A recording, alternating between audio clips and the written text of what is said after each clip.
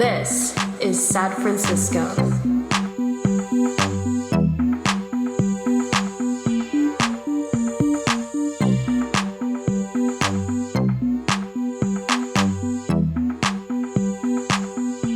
Hey, it is Toshio, and trigger warning because today's episode I'm speaking with Judith Mirkinson, who works with the Comfort Women Justice Coalition, and we reference rape and sexual enslavement during war. There is a statue at St. Mary's Square in Chinatown representing the 200,000 women from China, Korea, the Philippines, and beyond who were used as sex slaves for the military of Japan during World War II. I spoke with Judith Mirkinson of the Comfort Women Justice Coalition about the meaning behind the statue and why the mayor of one Japanese city sent 10 letters to SF City Hall to stop the statue from going up, and more generally about how the Japanese government has public relations minions who are really hell-bent on revising history and trying to disappear this history. Also, if you are a subscriber or you want to subscribe at patreon.com/sadfrancisco or Apple Podcast subscriptions, you will get to hear a conversation I had with Kota, who hosts the podcast Against Japanism. And I got to learn about the Japanese government's, quote, cool Japan propaganda campaign, also its ongoing quest to erase history and to erase communism within Japan. I'm personally a fan of Kota's podcast that you can find on any of the podcast platforms. Again, it's called Against Japanism. Today, I'm very honored to be meeting for the first time Judith Mirkinson, who it turns out we have some connections through some activists in San Francisco that I really respect. And so I'm very stoked to welcome Judith Mirkinson of the Comfort Women Justice Coalition onto the show today. Judith, could you start us out by telling us a little bit about how you came to work with the Comfort Women Justice Coalition and what exactly it is you all do? Well, I've done work around the issue of gender violence for many, many years, especially in its relationship to militarism. And I actually worked for decades with the Philippine Coalition for Women called Gabriela. In 1993, actually, I helped facilitate the first North American tour of a former comfort woman, of a survivor from the Philippines. And so I was involved with that. And I also, through Gabriela, met different women, especially from Asia, who are doing work around gender violence and around the issue of the nexus of militarism with gender violence. Yeah. So who were the Comfort Women? So during World War II, the Japanese occupied China. They began in 1932, but from 1932 to 1945, they began to operate this series of what they called comfort stations. Comfort stations were basically brothels, and they needed all these women, most of them you could even say were teenagers, girls, to, in the euphemism, basically sexually service all these soldiers, because their view was that soldiers needed sex in order to go into battle. They needed comfort. Korea was a direct colony of Japan. What they did is they basically kidnapped hundreds of thousands of women, and then, or they said, oh, you're going to go and work in a hotel, or you're going to go work as a nurse, or you're going to go work in a factory.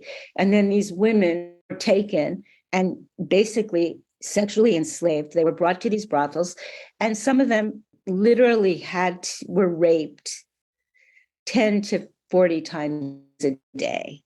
And And this went on for some people, it was like a couple of months. For other people, it went on for 4 or 5 years.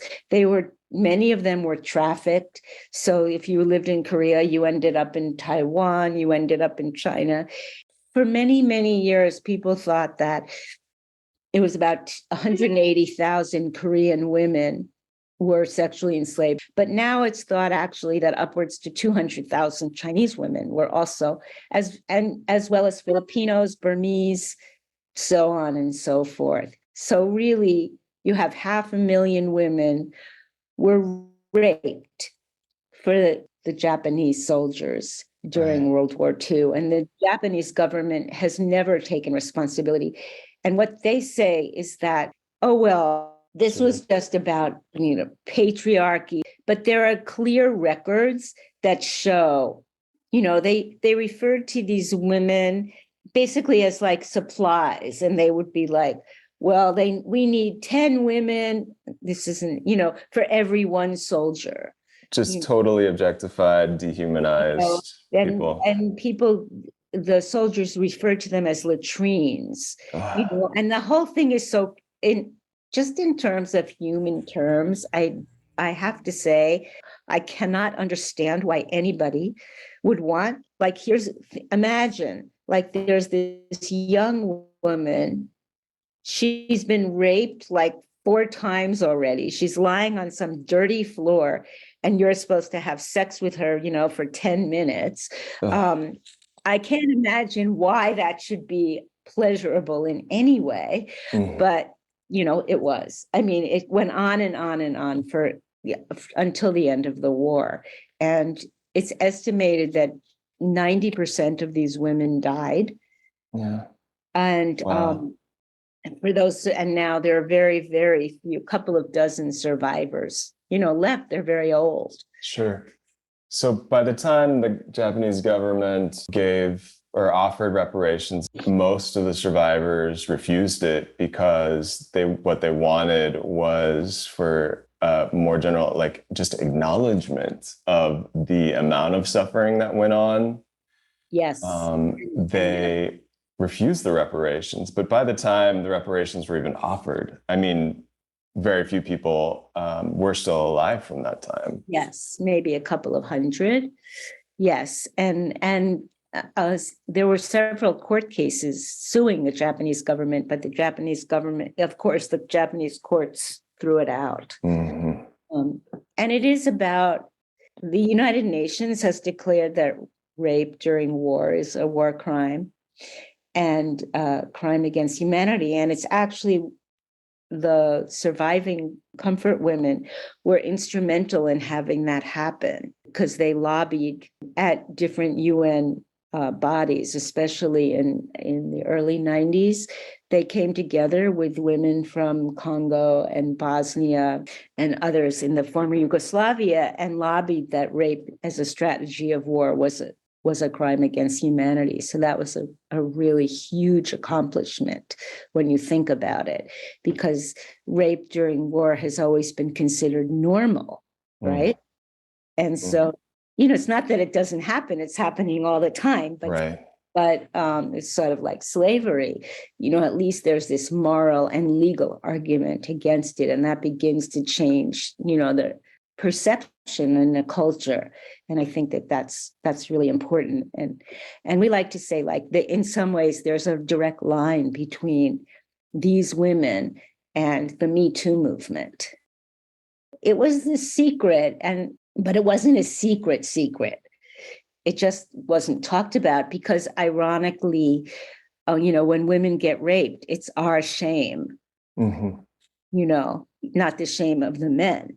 Right. And so there's a lot of stigma attached. And finally, in 1991, a woman, Hak-soon Kim, spoke out. And so she began the process of actually changing how societies looked, as well as other women in that time, because there was huge women's movement coming out.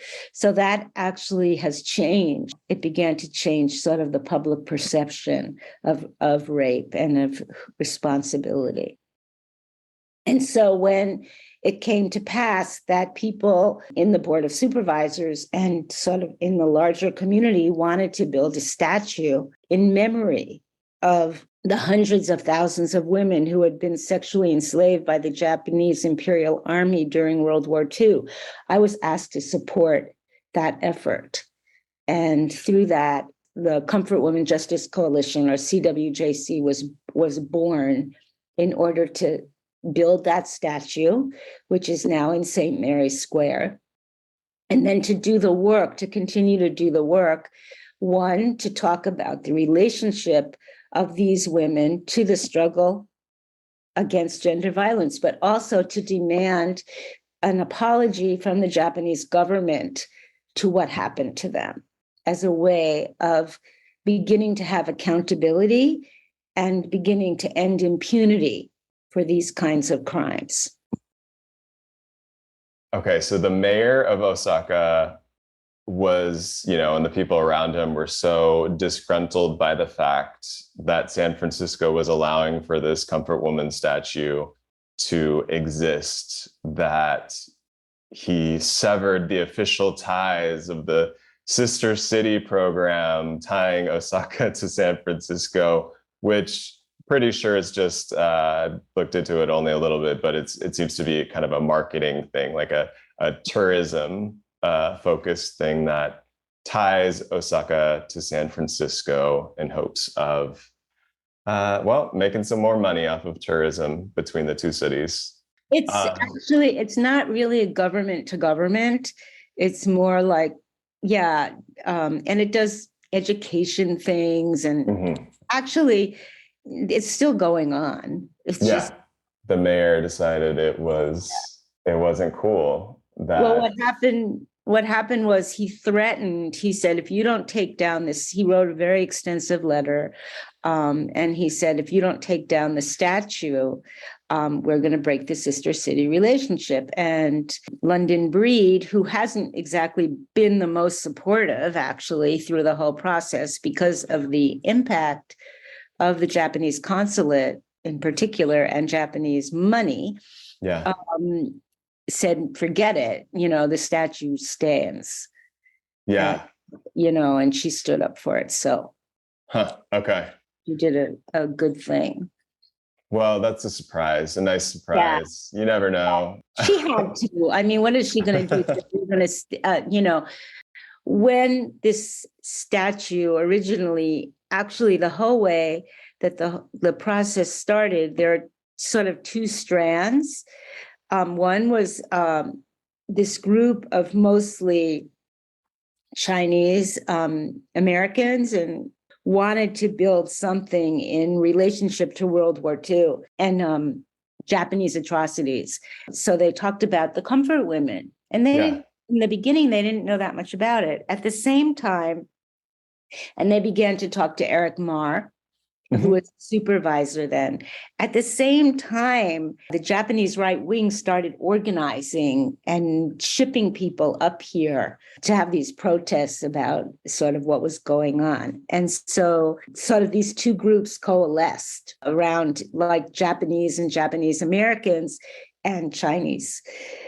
I was asked by Miho, Zainichi Korean from Japan. Zainichi Koreans. So this is, in reference to Koreans who have lived in Japan for many years. But you were saying, so about Miya, who is an activist who works with CWJC? Yeah, it wasn't CWJC then, but we had worked together around gender violence. And she said, can you come talk about it? So what happened was hundreds and hundreds of people showed up. And the Japanese consulate went to every single supervisor and told them, don't vote for this. And it was to build the statue, but then it passed, and then we built the statue, and we built CWJC. In the 1990s, the then Prime Minister Kono made a statement acknowledging, like when the whole thing first came out, and the Japanese actually did take some responsibility.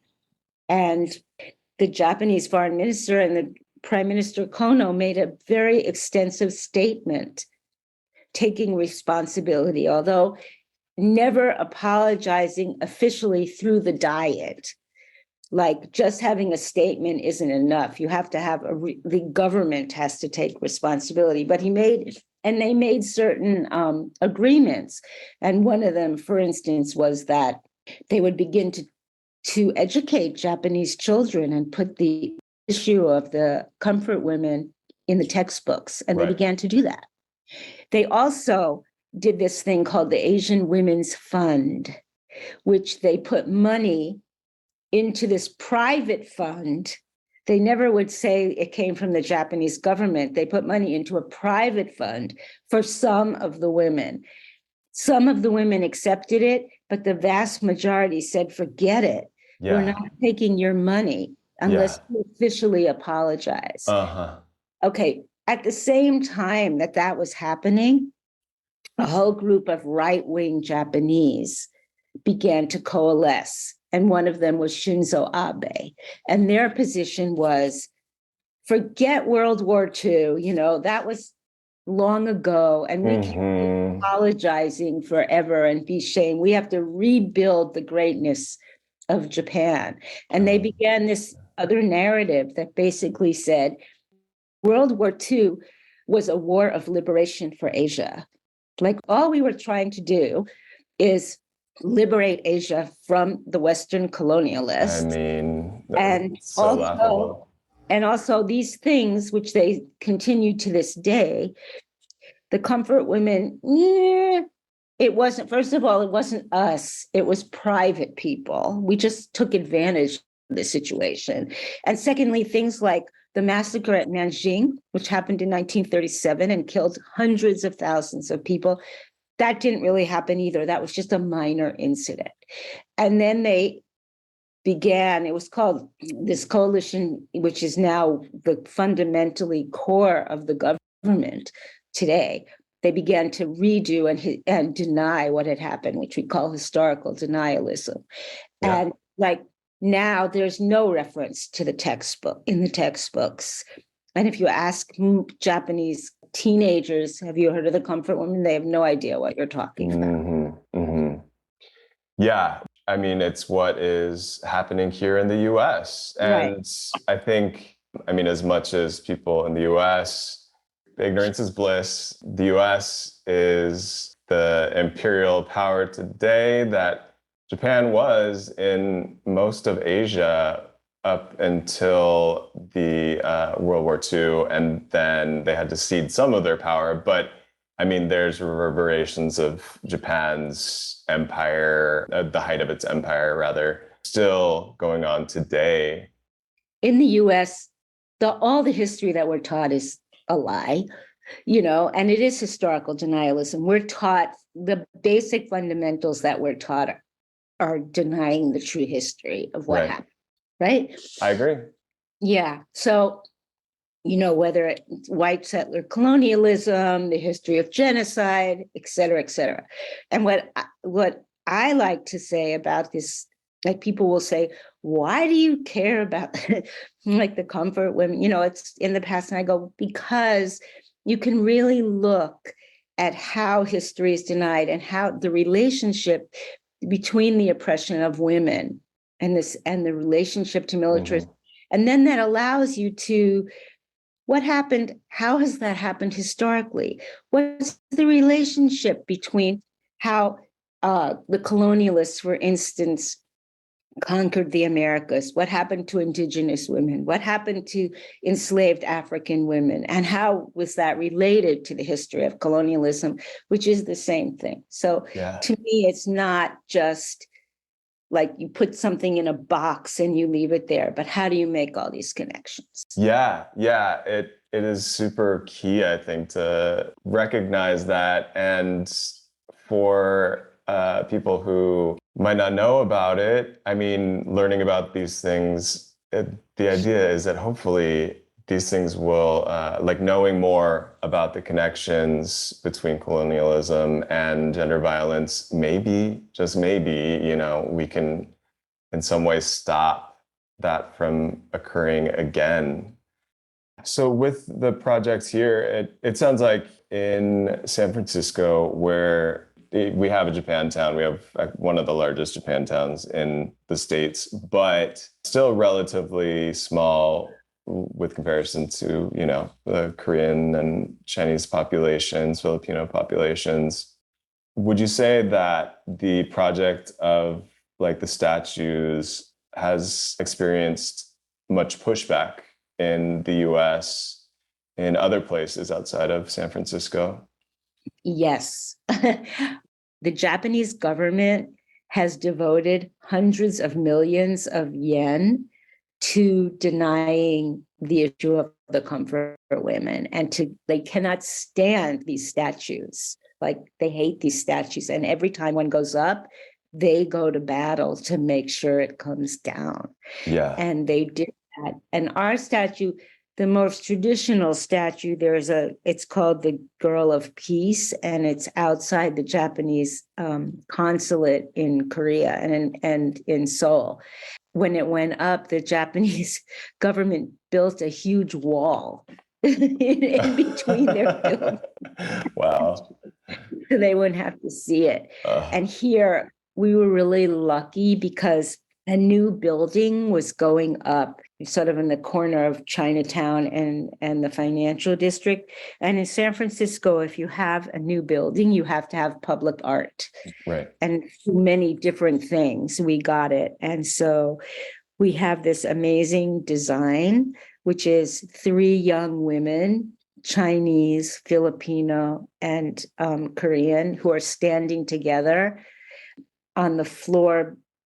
Beneath them is a life-size statue of Haksun Kim. So she's looking at them, and it's very beautiful. The Japanese consulate did everything it could to make sure that it wouldn't go up on public land, and that it wouldn't be built, and second, it wouldn't go up on public land. And they've done that in they worked really hard. And now every time a new board of supervisors come in, the Japanese consulate goes and visits them, even though the statue is built, because they still don't want it there. Wow. Okay. Yeah. So they're following up on that. Oh, yeah. Wow. Japanese government, and they got a lot of people in Japantown to vote against it. And they had all these arguments that it was going to sow dissension between Asian peoples and right, and all this kind of thing. I mean, I think we should note that the reason that, Japantown, it was the largest Japan population outside of Japan before World War II. So the reason it's small is because it was decimated. Sure. During World War II. But, as is often the case, unfortunately, sometimes when peoples are oppressed, they don't always then go to bat for the other oppressed people. I mean, a really good example is Israel and Palestine. We have an episode in the archives for people who are interested. I spoke with Miya of Nikkei Resistors, who I know Judith is familiar with. And we spoke about Japantown kind of being weaponized against building a permanent supportive housing facility for houseless people in Japantown. Again, it was the oppression Olympics, who was more marginalized, where this narrative was created by the real estate industry, and there were a bunch of elders in Japantown who are willing to get on board, unfortunately, to stop what it would have been hundreds of rooms of permanent supportive housing for currently houseless people. Right. So yeah, it works out in so many ways. Right. And at the same time, there's been this huge rise in anti-Asian, violence. So all these things are circulating around in this, Sure. in this crazy period that we find. And unfortunately, some people are using that. As you said, the idea that this would sow division between Asian cultures is laughable, because for it to be this known but hidden history just it has to actually make the situation even more tense. Well, what we said is the way you build, because they would say this is going to build disharmony because it's going to bring out anti-Japanese feelings. And we said, look, the way you build harmony is by acknowledging truth and taking accountability and responsibility, and then you build harmony. They brought out all these things also from Los Angeles, where there's another statue. And in fact, they sued in Glendale. They sued the city of Glendale and took it all the way to the Supreme Court about this statue, the Japanese government, and then it was thrown out. But that's how far they'll go. In the Philippines, there was a statue and it came down in the middle of the night. Wow. And in several other cities in Australia, they prevented one from going up. I mean, it's really crazy. They've refused. There are thousands of records about the comfort women that we wanted to have entered into UNESCO Memory of the World, which is this like official UN thing, which has objects and music and records and all these different things. It just makes it official. And the Japanese have absolutely refused to let that happen. Mm-hmm. I saw that the latest fight was over a statue going up in Philadelphia, because there are hundreds of statues that have gone up in spite of all this pushback from the Japanese government. They're interested in seeing the truth represented in this way. And I think it's beautiful. I think that it's also always nice to see art that represents something in San Francisco, because like you mentioned, we do have sort of 1% for the arts, wherein the new building goes up, there's usually, there's got to be an art component. It's like part of local policy. Right. But a lot of times that money will go to, something very non-representational, like what my friends call like hospital art. Right. Well, that's what was going to go up in this particular park. And it didn't. It was like these from this very famous artists, like these rocks all over the place. We have a lot of rocks in town that end up standing in for the public arts. Right. Yeah. So I'm glad that this made it through, though. Yeah. Yeah. To me, without really saying, oh, we have this because we don't want this to happen again, that's not enough. Yeah. Or just saying, well, we want to acknowledge this happened, and feel good about it. It's not enough.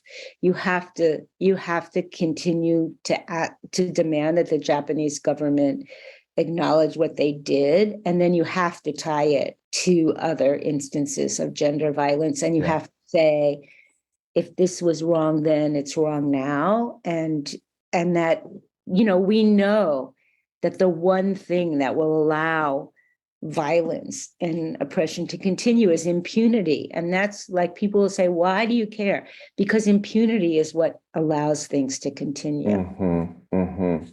The lack of accountability, absolutely. And I think some good examples of connections with some current work. You mentioned that you've been involved with Gabriela, which is an organization that does global work around Filipino people that have been affected by violence that in many cases is coming from US, like the case of Jennifer Laude. I remember that was a big fight where people were making these cross-border connections. Right. And she had been murdered by a person in the US military over in the Philippines, where we still have many bases. The case of Jennifer Laude is really interesting as a trans woman, and also that they took him in the middle of the night and spirited him out. I forget the name of, I don't have it in front of me, of the perpetrator who killed her. He got away with it. Yeah. It's really gross. There's a really good movie about that, which people can Google, and it's really, really good. Okay, I will put that up in the show notes. I was wondering if there's anything else that you think people should should know if there's a good way to get in touch with you or CWJC? Yeah, you can go to our website, which is remembercomfortwomen.org.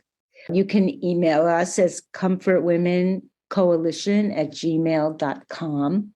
People should go and visit our statue.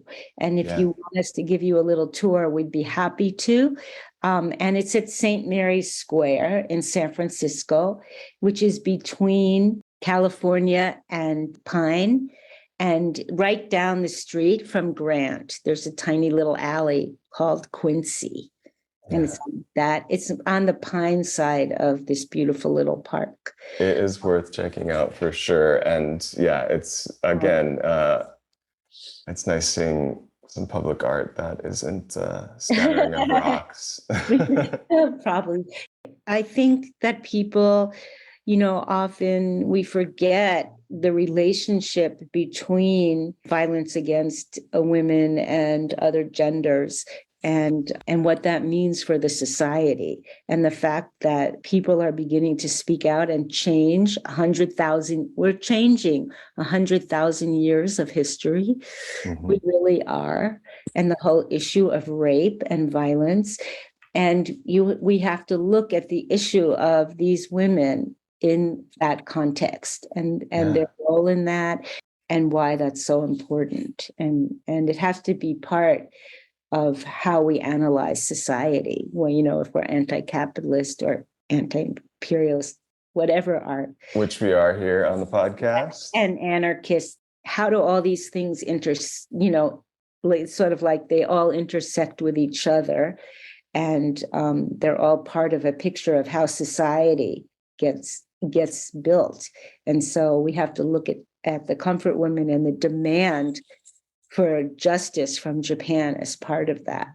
You have a society that's built on this abuse of women and people of non-cisgender dude, like the abuse of people. It's going to be a rotten society in many ways. So and I would say one other thing I think is that the comfort women, in looking at it, the other thing is the relationship of how these women were viewed and the racism and colonialism that was also part and parcel of it is something that we can also look at in terms of our own history in this country, how the relationship of all that. And that's what I think is fascinating about the work that we're doing. Yeah, no, I mean, the blaming of the victims particularly is disgusting. But I also I was super inspired to see, South Korea is notable for how big their protests can be. And during early Me Too movement, while things were happening over here as well, it was the protests over in South Korea, we could only hope to have that many people come out for protests about gender violence. But unfortunately, it's all turned around. The current president, Yoon, actually, he won partially. His platform was blatantly sexist and blatantly, against the comfort women. And he reiterated his agreements with Japan that said, we're ending this. It's done. Wow. So many of the women survivors are either very old, and can't really speak out anymore. And one of them, Yoon Soo Lee, really has argued that this has to be taken up and has really campaigned for justice.